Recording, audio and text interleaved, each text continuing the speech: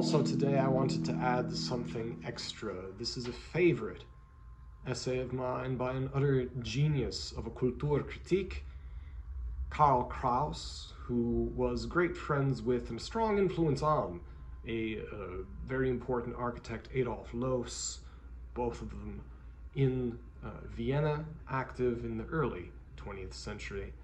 So, Heine, I'll read a little bit of this. This is about the difference between France and the Germans, specifically between Teutonic and Latin culture, and what this means for us today. Extremely relevant even today. Heine und die Folgen, about poet Heinrich Heine, Heine and the Consequences. Two strains of intellectual vulgarity, defenselessness against content and defenselessness against form. The one experiences only the material side of art. It is of German origin. The other experiences even the rawest of materials artistically. It is of Romance origin. To the one, art is an instrument. To the other, life is an ornament. In which hell would the artist prefer to fry? He'd surely still rather live among the Germans. For although they've strapped art into the functional folding bed of their commerce, they've also made life sober. This is a blessing. Fantasy thrives, and every man can put his own light in the barren window frames. It's an Adolf Loos reference. Just spare me the pretty ribbons. Spare me the good taste over there and down there delights the eye and irritates the imagination. Spare me this melody of life that disturbs my own music, which comes into its own only in the roaring of the German workday. Spare me this universal higher level of refinement from which it's so easy to observe that the newspaper seller in Paris has more charm than the Prussian publisher. Believe me, you color-happy people in cultures where every dumbass can claim to be an individual, individuality grows asinine. And spare me this mediocre chicanery in place of one's own stupidity. Spare me the picturesque moil on the rind of an old gorgonzola in place of the dependable white monotony of cream cheese. Life is hard to digest, both here and there. But the Romance diet beautifies the spoilage. You swallow the bait and go belly up. The German regimen spoils beauty and puts us to the test. How do we recreate it?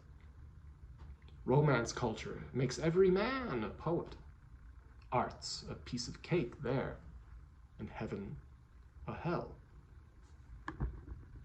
Heinrich Heine, however, has brought the Germans tidings of this heaven, to which their heart is drawn with a longing that has to rhyme someplace, and that leads in subterranean passages from the counting house to the Blue Grotto.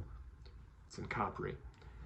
And on a byway that German men avoid, from chopped liver to the blue flower.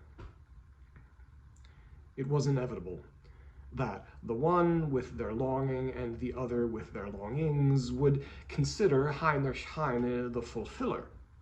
Tuned by a culture for which the mere material of daily life suffices as a complete artistic experience, Heine provides mood music for a culture whose experience of art begins and ends with the attractions of its content. His writing works from the Romance feel for life into the German conception of art. In this configuration, it offers the utile dulci, the sweet function. It ornaments German functionality with French spirit. Say that again. It ornaments German functionality with French spirit. And so, in this easy to read, juxtaposition of form and content in which there is no discord and no unity. It becomes the great legacy from which journalism continues to live to this very day, as Ben Shapiro says. So much journalisming. Yes.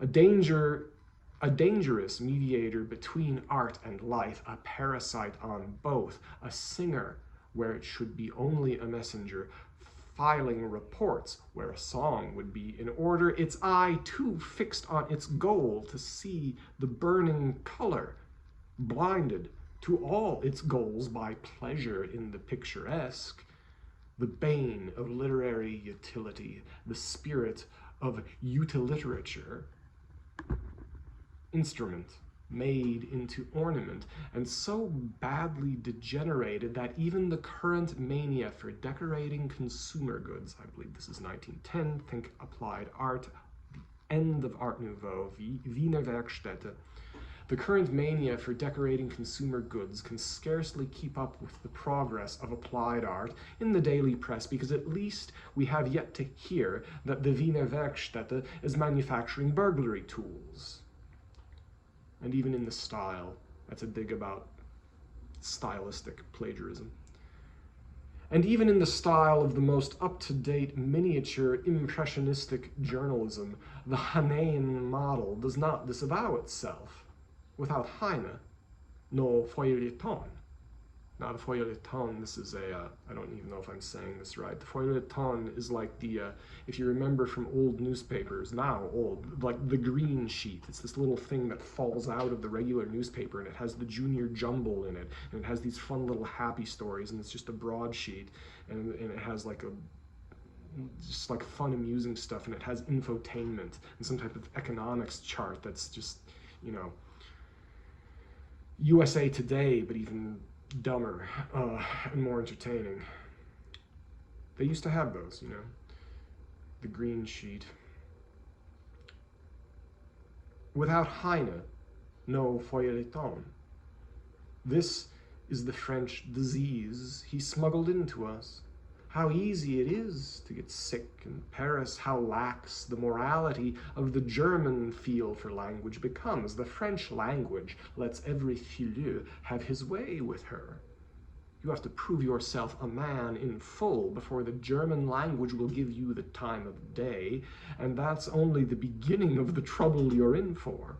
With French, though, everything goes smoothly, with the perfect lack of inhibition, which is perfection in a woman and lack in language. And the Jacob's ladder that leads to her is a climax you'll find in the German dictionary, and let's go through this. Geschmeichel, Geschmeide, geschmeidig, geschmeiß. There's a footnote. Flattery, those words mean flattery, trinkets, pliant, rabble. This is Jonathan Franzen, the translator and editor. His note: in German, these are consecutive dictionary entries, and the German reader experiences a spasm of pleasure in the aptness of the sequence, as Kraus here applies it. Kraus loved linguistic accidents like this, and he was wont to ascribe deep significance to them. When I, Jonathan Franzen, was 22, I did too. Nowadays, they seem to me a little cheap. Okay.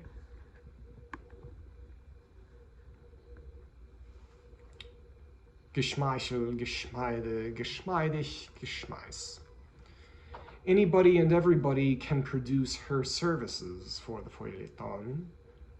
She's a lazy Susan of the mind. The most well-grounded head isn't safe from flashes of inspiration when it deals with her. We get everything from languages because they contain everything that can become thought. Language arouses and stimulates, like a woman, brings joy, and with it, thought. The German language, however, is a companion who will think and make poetry only for the man who can give her children. You wouldn't want to be married like this to any German housewife. And yet, the woman of Paris need say nothing except at the crucial moment, très jolie, and you'll believe anything of her. Her mind is in her face. And if her partner had beauty in his brain as well, romance life would not be merely très jolie, but fecund, ringed not by bibelots and dainties, but by deeds and monuments. If they say of a German author that he must have learned a lot from the French, this is the highest praise only if it isn't true. For it means he's indebted to the German language for what the French gives to everybody. People here, Vienna, are still being linguistically creative when people over there, Paris, are already playing with the children who came blowing in nobody knows how. But ever since Heinrich Heine imported the trick, it's been purely an exercise in diligence if a German feuilletonist goes to Paris to fetch himself some talent. If somebody nowadays actually goes to Rhodes because people dance better there was an old kind of folk saying that people who lived in Rhodes were really good at dancing. It's an old weird thing. If somebody actually goes to Rhodes because people dance better there, he is truly an excessively conscientious swindler. That was still necessary in Heine's day, which was the 1840s and 30s. You'd been to Rhodes, and back here, people believed that you could dance. Today, they'll believe that a cripple who has never left Vienna can dance the can-can, and many a person who never had a single good finger now plays the viola. The profitable return on distance from the reader should never be underestimated, and foreign milieus continue to be what gets taken for art. People are very talented in the jungle, and talent begins in the East around the time you reach Bucharest. The writer who knocks the dust off foreign costumes is getting at the fascination of the material in the most convenient way imaginable, and so a reader with a brain has the strongest distrust imaginable of storytellers who knock about in foreign milieus. And by the way, this is a tradition that goes all the way back to Herodotus. The best case scenario continues to be that they weren't there, but most of them are unfortunately so constituted that they actually have to take a trip in order to tell a story. Of course, to have spent 2 years in Paris isn't merely the advantage of such Habakkuk's, it's their definition. They strew the drifting sand of French, which finds its way into the pockets of every dolt and into the eyes of German readers, and let the inverse of an epigram of Nestroy, this true satirical thinker, apply to them. Things go well enough from Paris to St. Pölten, but from there to Vienna, the road gets very long. If the local swindlers don't make a killing of their own along the stretch. Now, with Paris, not only the content was acquired, but the form as well. The form, though this form that is only an envelope for the content, not the content itself. It's very important. The form, though, this form that is only an envelope for the content, not the content itself, that is merely dress for the body, not flesh to the spirit. This form only had to be discovered once for it to be there for all time. Heinrich Heine took care of that, and thanks to him, our gentlemen no longer need betake themselves to Paris. You can write feuilletons today without having personally sniffed your way to the Champs-Élysées. The great trick of linguistic fraud, which in Germany pays far better than the greatest achievement of linguistic creativity, keeps working in generation after generation of newspapers, furnishing casual readers everywhere with the most agreeable of excuses for avoiding literature. It reminds me of an old Onion article from the 90s. The Matchbox 20 finally finishes watering down their latest album. Why, yes, we really wanted it to be for people who don't like music, but enjoy hearing things. It's the same kind of sentiment. Talent flutters aimlessly in the world and gives sweet nourishment to the Philistines' hatred of genius. It's discussing midwits avant la lettre. Writing feuilletons means twining curls on a bald head, but these curls please the public better than a lion's mane of thoughts. Esprit and charm, which presumably were necessary in developing the trick and becoming adept at it, are now passed on by it automatically, with an easy hand. Heine pushed open the door to this dreadful development, and the magician, who brought talent within the reach of the unendowed, surely himself doesn't stand all that far above the development. So, that is as far as I shall go. 15 minutes is enough Heinrich Heine for this morning and for this moment. Karl Kraus, I should say. Enough criticism of Heinrich Heine. We can let him dream his dream of ein schönes Deutschland. You know? Ein schönes Deutschland. Ich bekannte ein schönes Deutschland. Es war ein Traum. It's my favorite poem of Heinrich Heine, is Deutschland, ein Wintermärchen. So,